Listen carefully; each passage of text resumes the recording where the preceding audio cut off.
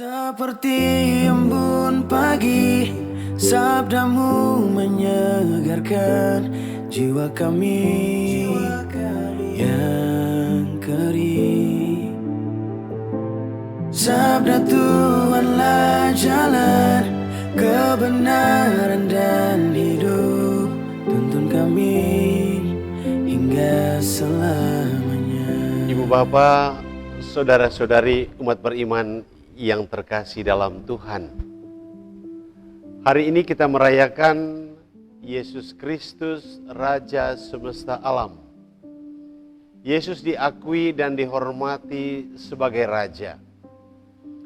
Gereja menetapkan dan memberi gelar Yesus Raja semesta alam sejak Paus Pius ke-11. Penetapan perayaan ini tertuang dalam ensiklik Quas Primas yang pertama. Ensiklik tersebut diumumkan pada tanggal 11 Desember pada tahun 1925. Kapan dan dalam konteks apa Yesus disebut sebagai Raja? Ada banyak kisah yang menyebutkan bahwa Yesus adalah Raja. Saya mengambil dua kisah. Pertama, di awal hidupnya di dunia ini, Yesus disebut Raja oleh orang-orang Majus dari timur. Mereka datang dari jauh ke Bethlehem untuk menyembah sang Raja yang baru lahir. Orang-orang Majus yakin Raja yang baru lahir akan menjadi pemimpin besar, pemimpin yang memimpin umat manusia menuju keselamatan. Oleh karena itu, mereka sangat bersukacita. Mereka antusias untuk bertemu sang Raja yang dilahirkan di Bethlehem. Maka atas panduan Tuhan melalui bintang, mereka dapat menemui sang bayi yang baru dilahirkan. Mereka menemui sang Raja yang mereka cari. Kedua, Yesus disebut Raja saat Yesus menghadap Pilatus sebelum Yesus dihukum mati. Pilatus bertanya kepada Yesus, "Apakah benar engkau adalah Raja orang Yahudi?" Apa tanggapan Yesus? Yesus menanggapi pertanyaan tersebut dan mengatakan, "Engkau telah mengatakannya, aku adalah Raja." Tanggapan Yesus ini membuat Pilatus terjebak oleh kata-katanya sendiri. Saat mendengar, "Aku adalah Raja," Pilatus tertegun. Raut wajahnya nampak marah. Boleh jadi dalam hati ia berpikir dan berkata, "Sejak kapan orang ini raja? Berani sekali orang ini katakan dirinya raja. Sepertinya orang ini tidak tahu saya penguasa wilayah." Ya, Pilatus tidak terima pernyataan Yesus tersebut. Karena itu, Pilatus menuduh Yesus memproklamirkan dirinya sebagai Raja orang Yahudi. Pilatus menuduh Yesus merebut kekuasaan Raja. Tuduhan Pilatus ini mengakibatkan Yesus dijatuhi hukuman mati. Hukuman ini tidak saja hukuman fisik, Yesus disalibkan, tetapi hukuman ini disertai hukuman psikis. Pilatus menyudutkan Yesus melalui suatu tulisan yang mengejek Yesus. Maka Pilatus meminta para serdadu agar mereka memasang suatu tulisan di kayu salib Yesus. Bunyinya INRI. Artinya, Yesus Nazarenus Rex Judaeorum.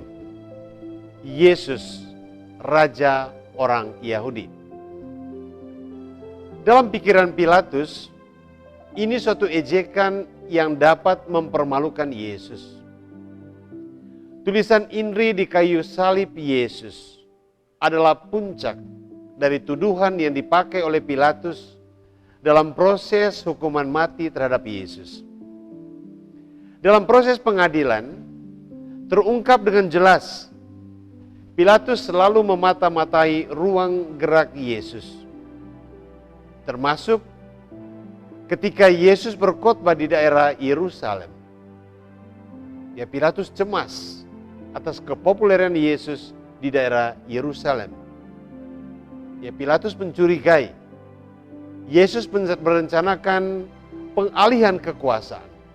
Yesus mau menjadi raja. Seperti embun pagi, sabdamu menyegarkan jiwa kami.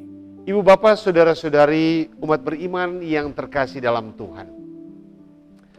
Ada yang menarik dari tulisan Inri ini. Tulisan ini bertujuan untuk mengejek Yesus yang mereka sebut sebagai raja. Karena itu tidak tanggung-tanggung, Pilatus meminta agar tulisan Inri ditulis dalam 3 bahasa. Bahasa Yunani, bahasa Ibrani, dan bahasa Latin. Apa maksud di balik tulisan itu? Ya, pikiran Pilatus sederhana saja. Kalau orang-orang yang berbahasa Ibrani, bahasa Yunani, dan bahasa Latin, mereka lewat di tempat Yesus disalibkan, saat mereka membaca tulisan itu, ya tentu saja mereka mengejek Yesus yang disalibkan itu. Ya, ada kepuasan, ada kebanggaan, karena merekalah yang meminta Pilatus untuk menyalibkan Yesus. Penyaliban Yesus adalah bukti permintaan mereka dikabulkan Pilatus. Maka marilah kita merefleksikan hubungan ejekan Pilatus dalam tulisan Inri dengan 3 bahasa yang dituliskan di atas kepala Yesus. Pertama, tulisan Inri dalam bahasa Yunani. Pada zaman Yesus, bahasa Yunani digunakan oleh para pemikir, para pelajar, filsuf, dan cendekiawan.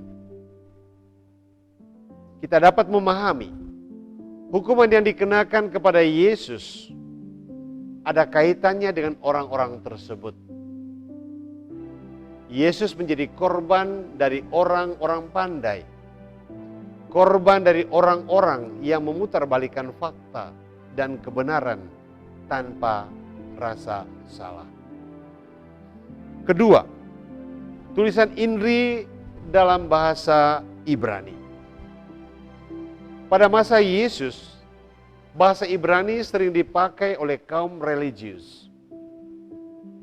Ibadat rohani dan kegiatan-kegiatan keagamaan yang dijalankan bangsa Israel, orang-orang Yahudi, mereka selalu memakai bahasa Ibrani.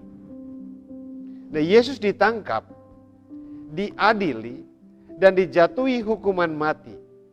Ini semua karena andil kaum religius Yahudi.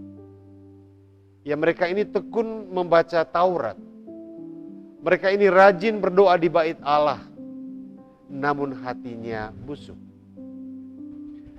Ketiga, tulisan Inri dalam bahasa Latin. Bahasa Latin sering dipakai oleh kaum politikus bangsa Yahudi. Yesus dihukum dan wafat di kayu salib, tentu tidak lepas dari permainan politik pada waktu itu. Ya, Pilatus takut kehilangan kedudukan sebagai gubernur wilayah.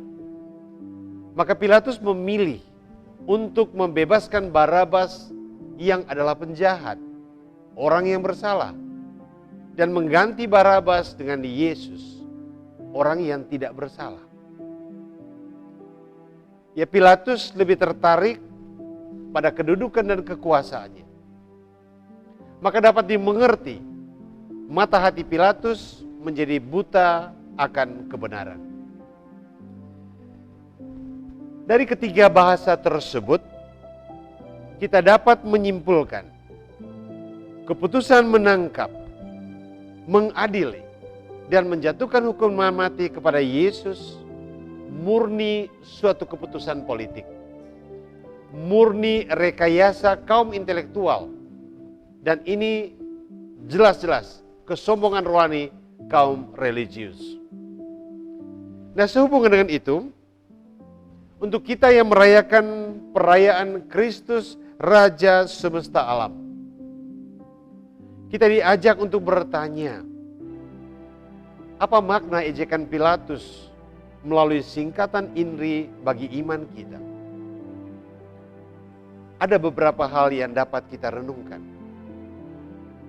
Ejekan Pilatus mengingatkan kita bahwa tuduhan Pilatus mesti dimaksudkan untuk mempermalukan Yesus.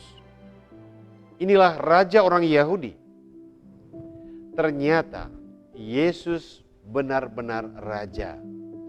Yesus raja di atas segala raja. Yesus adalah raja yang datang untuk menyelamatkan umat manusia. Yesus raja yang menyelamatkan kita dari dosa dan kematian. Selain itu, tujuan terpenting dari perayaan Kristus Raja semesta alam, agar kita mengakui dan kita menyembah Kristus sebagai Raja alam semesta. Kita harus membiarkan Yesus memerintah dalam hidup kita. Jika Yesus memerintah di setiap hati, di setiap keluarga, di tengah masyarakat, di komunitas kita, maka dunia yang kita diami ini, mulai dari rumah kita masing-masing, tentu akan menjadi tempat yang baik, tempat yang penuh kedamaian, tempat yang aman dan sentosa. Juga melalui perayaan ini, kita ditantang untuk bertanya pada diri kita sendiri, apakah Kristus telah meraja dalam hidupku? Apakah Kristus telah bertahta dalam hati dan pikiranku? Bertanyalah pada diri sendiri. Perayaan hari ini tidak akan ada gunanya jika kita tidak memberi ruang bagi Kristus untuk memerintah, untuk meraja dalam hidup kita, dalam keluarga kita, dalam komunitas kita, dalam ruang-ruang publik, dalam usaha dan bisnis yang dijalankan. Sabda Tuhanlah jalan kebenaran dan hidup.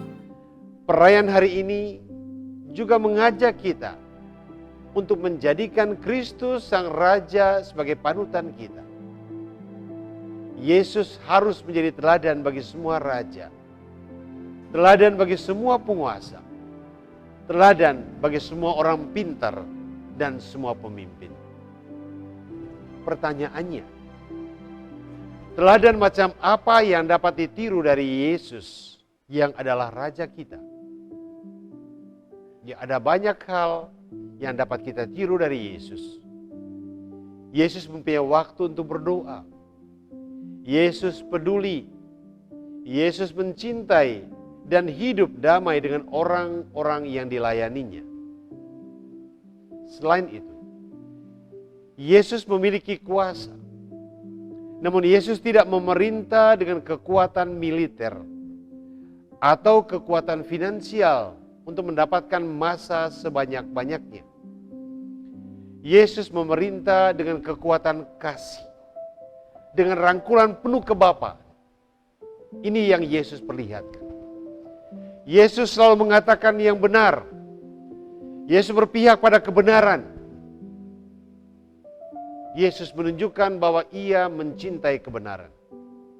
Dan Yesus adalah Raja yang bijaksana, Raja yang murah hati, Raja yang peduli, penuh perhatian, Raja yang memaafkan, Raja yang mempersatukan dan berani berkorban. Hal-hal inilah yang harus kita teladani. Semoga setiap kali kita melihat singkatan INRI di salib Tuhan Yesus, entah salib di gereja, salib di rumah kita, di kendaraan kita, salib rosario yang kita pakai, atau rosario yang tersimpan di saku atau dompet kita, kita disadarkan Yesus adalah Raja kita yang sesungguhnya. Yesus merajai hati dan pikiran kita. Saya yakin kalau kesadaran ini menggerakkan hidup kita, maka kita tidak menjadi sombong dengan status sosial kita. Kita tidak menyalahgunakan kepintaran kita untuk menjatuhkan orang lain. Dan kehidupan rohani kita yang baik menjadikan kita pribadi yang rendah hati dan tahu menghargai orang lain. Kita berdoa, semoga Yesus yang meraja di hati dan pikiran kita menjadikan kita baru dari hari ke hari, memampukan kita untuk selalu kuat menghadapi tantangan dan kesulitan hidup. Dan kita tidak mudah goyah dan jatuh dalam perjalanan dan kesaksian iman kita di dunia ini. Amin. Seperti embun pagi, sabdamu menyegarkan jiwa kami. Ya